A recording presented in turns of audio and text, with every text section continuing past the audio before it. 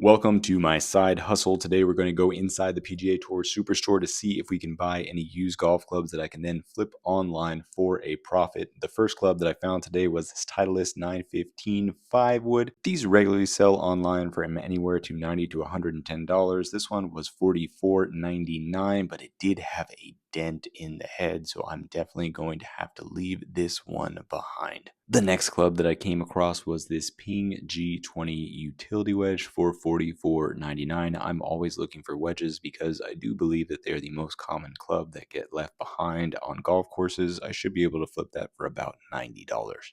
I wish I had gotten better footage of this broomstick putter for only $54.99. I sold it on eBay in less than 24 hours for $127 plus shipping. I ended up going back to the same store just a couple of days later to see what new inventory they got. Now, allegedly, the PGA Tour Superstores in my area have decided to stop accepting head covers with used golf club trade-ins, which I disagree with wholeheartedly. Let me know down in the comments if it is the same policy in your area. I'm very, very disappointed in it because number one, I think keeping the covers with the clubs would protect the clubs and have them have a longer playing life.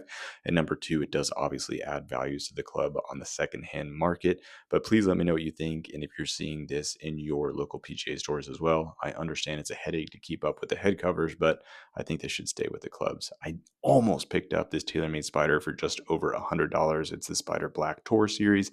They sell anywhere from $150 to $175, so there wasn't enough margin there for me to make a lot of profit in the club, so I did end up leaving it behind. I took a gamble on all three of these Callaway X Series forged wedges. They are rusty. They were $19.99 each, and I decided to go ahead and pick up all three of them just because there is a market out there of golfers who are really looking for rusty wedges because they do think that they add more spin to the golf ball. I hope to sell them all individually for anywhere to $40 to $60. I also picked up this Vokey wedge with the word snake stamped on it for only $20. The face wasn't in terrible condition, and I know that I would be able to sell this for a profit on a live auction, if not on eBay, while I'm waiting to build up my inventory for my next auction. I almost picked up this TaylorMade RBZ Stage 2. The price was right on it for just over $50, but when I took a look at the head, it looked like somebody had used this as an Etch-a-Sketch. I don't know what happened to the top of this head, but it's not something that I wanted to invest in because I did not think that the club would hold its value on the second-hand market at all, being this distressed. I'm really lucky living in the heart of DFW that I have multiple PGA stores that get quite a lot of fresh inventory in a 24-hour period. This 2005 Big Bertha 3 Hybrid for only $29.99 should be able to sell online anywhere from $69 to $79. My new business strategy moving forward is basically to buy clubs, list them on eBay as soon as I get them, and then build up an inventory so that I have enough to support another full live 1 hour auction. The only downside is that when I list some clubs on eBay, they sell almost immediately, so I do get some fresh money coming in, but it is delaying the timetable for my next auction. I'm going to hit up this other PGA Superstore that is the big daddy in my area. There are a ton of used clubs in this store. Every time I go in here, I'm grabbing a cart because I'm going to come away with more clubs that I can handle in one hand while I'm also recording.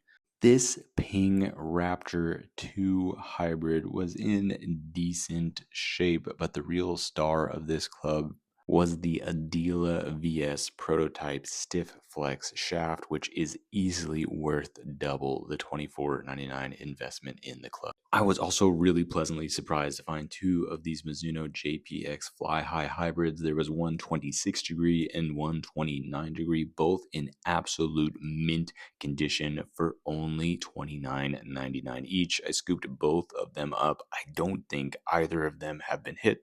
They both have recoil F3, which is about a regular flex shaft in them, and they were immaculate. I think that I should be able to double up on them and sell them anywhere between $60 and $70 each. Now, y'all know that Ping is my brand of choice. When I saw this ladies 9-wood, I went ahead and scooped it up. Ladies clubs are really a gamble. You don't know if they're going to sell fast or sit in your inventory for forever, but I've already sold this one for $79.99 plus shipping. I'm always really surprised to see in all the live auctions on stackgolf.com that most everybody is asking for wedges. I'm always on the lookout for wedges less than $30 to $40. I found this raw faced SM5 just for $19.99. The face had a little bit of English on it, but overall it was in great shape. It does need a new grip, and I will be able to sell that in an auction, I think, for just about double that at a minimum. I love being the only person in the PGA store that utilizes a shopping cart. I think it's my call to fame. Here in the putter section, I also came across another ladies' club that I have never seen before. This was the Odyssey Divine Mini T putter. For $25, I really couldn't say no. I think this should be able to sell from 50 on up, maybe even 60 to 75. From what I can see on past eBay sales, it is pretty rare.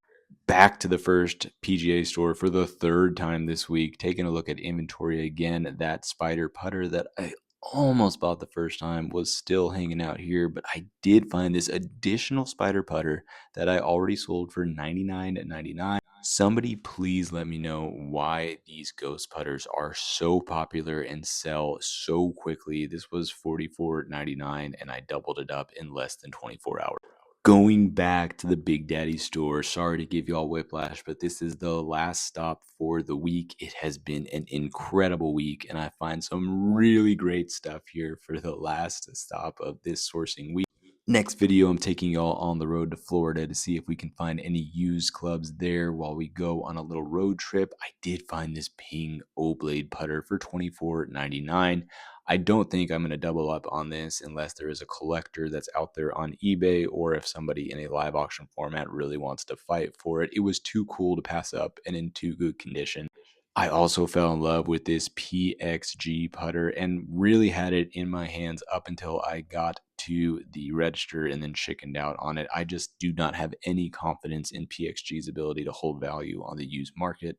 This Titleist D2 driver was also in decent shape, but had an extra stiff Fubuki shaft on there, so I did go ahead and pick that one up as well.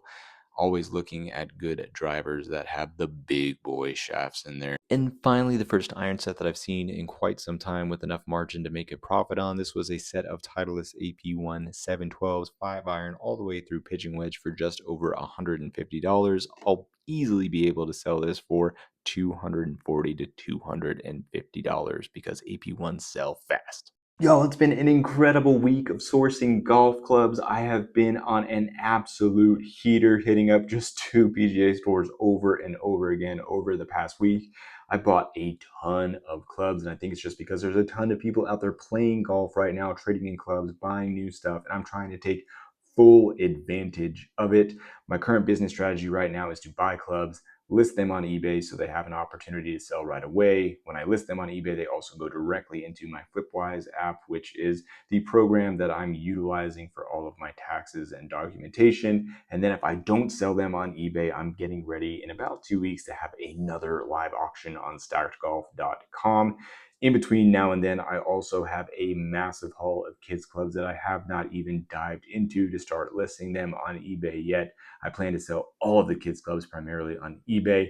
I pulled out about 6 adult single irons from this purchase that I've sold on eBay already, and it has covered my initial $100 investment, but I have a ton of work in front of me to get these clubs cleaned up and listed so they have an opportunity to sell. And it's mostly just me getting off of my rear end and getting down to business, cleaning those clubs and listing them. I'm also going to go to Florida here in the next couple of weeks on a road trip with the family, and I hope to get some sourcing in there while I am in God's golf country. So we'll see what I come back with and if I can get some video there of sourcing in Florida. Until I get back from there, I hope you have a great couple of weeks. I hope you get to play some golf, and until then, hit them straight.